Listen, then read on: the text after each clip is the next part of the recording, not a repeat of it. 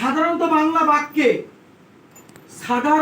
বাংলা বাক্যে কোনো কিছু করতে হবে না বোঝাতে বাক্যের গঠনটা হবে সাবজেক্ট যুক্ত ডোন্ট অবলিক ডাজন্ট যুক্ত হ্যাভ টু যুক্ত V1 যুক্ত অবজেক্ট অবলিক প্লেস।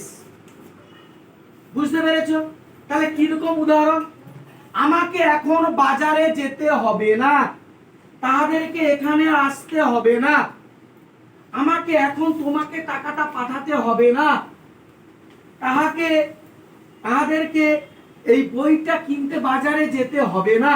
এই যে কোনো কিছু করতে হবে না, কোনো কিছু করতে হবে না, এইরকম যদি বোঝায়, এরকম ক্ষেত্রে বাক্যের গঠনটা হবে সাবজেক্ট যুক্ত ডোন্ট অবলিক ডাজন্ট যুক্ত হ্যাভ টু যুক্ত V1 যুক্ত object oblique place.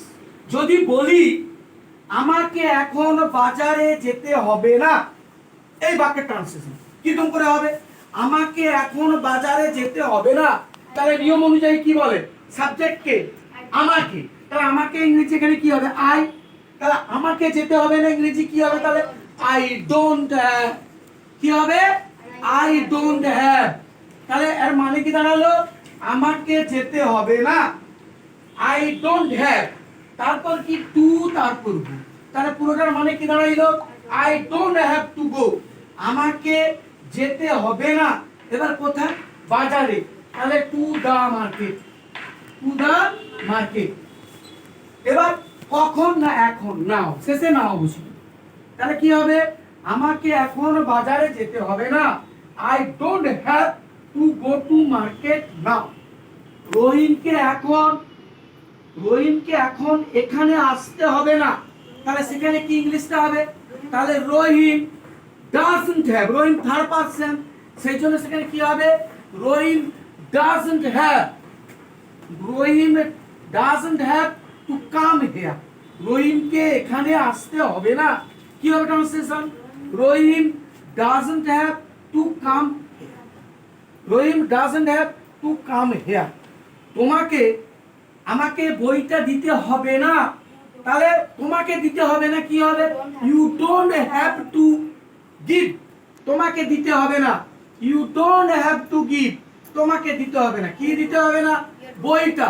You don't have to give your book. এবার কাকে? না আমাকে। তাহলে তোমাকে বইটা আমাকে দিতে হবে না, তাহলে you don't have to give the book to me. বুঝা গেল? আর কি না, তাহাদেরকে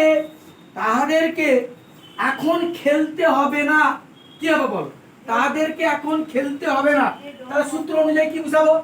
দে don't have to play, they don't have to play না, তাদেরকে এখন খেলতে হবে না। এই না সূচক বাক্য দিয়ে এই ট্রান্সলেশন। এবার চলে আসি প্রশ্নসূচক বাক্য। প্রশ্নসূচক বাক্যের ক্ষেত্রে কি? সাধারণত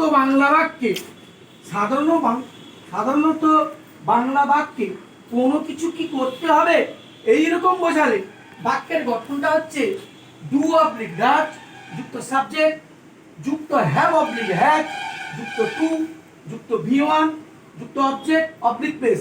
এখানে একটু ভুল হয়ে গেছে, এখানে হ্যাজটা হবে, এখানে হ্যাভ হবে, এটা ঠিক করে নিবে খাতা। তাহলে সূত্রটা কি হচ্ছে? ডু অবলিক ডাজ যুক্ত সাবজেক্ট যুক্ত হ্যাভ টু যুক্ত V1 যুক্ত অবজেক্ট অবলিক প্লেস। কিরকম উদাহরণ?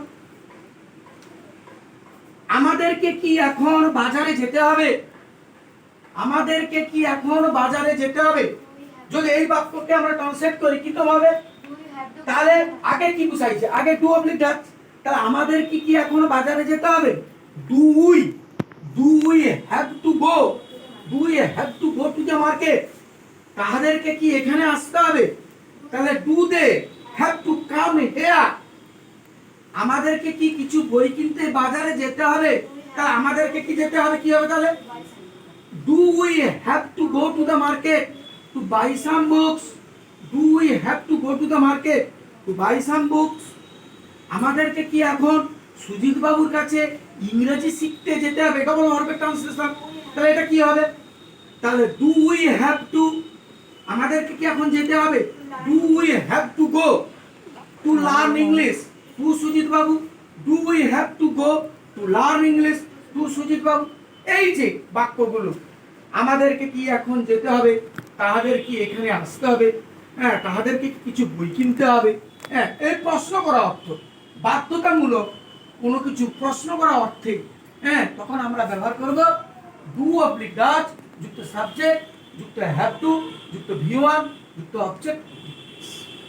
তাদেরকে কি এখানে আসতে হবে, তাদেরকে কি সেখানে যেতে হবে, হ্যাঁ, তাদেরকে কিছু বই কিনতে হবে, তাদেরকে কিছু ইংরেজি শিখতে হবে।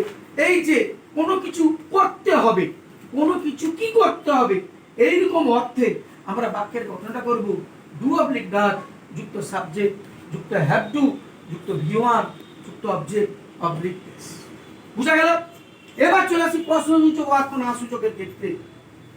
কি সাধারণত বাংলা বাক্যে কোনো কিছু কি করতে হবে না, এইরকম বোঝাতে বাক্যের গঠনটা হবে ডোন্ট অবলিক ডাজন্ট যুক্ত সাবজেক্ট যুক্ত হ্যাভ টু যুক্ত ভি1 যুক্ত অবজেক্ট অবলিক প্লেস। কি রকম? তাদেরকে কি এখানে আসতে হবে না, তাহলে কি হবে? Don't they have to come here, don't they have to come. আমাদেরকে কি বাজারে এখন যেতে হবে না, কি হবে? Don't we have to go to the market, don't we have to go to the market. আমাদেরকে কি বইটা কিনতে হবে না, কি হবে? Don't we have to buy the books, don't we have to buy the books. আমাদের কি বইটা কিনতে হবে না? আমাদেরকে কি এখন খেলতে হবে না, কি হবে তাহলে? আবার বলো, don't we have to play, don't we have to play now, don't we have to play নাও। বুঝা গেল? তাহলে প্রত্যেকটা ক্ষেত্রে কোনো কিছু কি করতে হবে না বোঝাতে তখন বাক্যের গঠনটা দাঁড়াচ্ছে ডোন্ট অবলিক ডাজন্ট যুক্ত সাবজেক্ট যুক্ত হ্যাভ টু যুক্ত ভি1 যুক্ত অবজেক্ট অবলিক। বলসটা বুঝতে পেরেছো? কনসেপ্টটা বুঝতে পেরেছো সবাই? ব্যাস, এটা যে তিনটা দেওয়া হলো ওটা ঘর দিয়ে করে আনো, হ্যাঁ।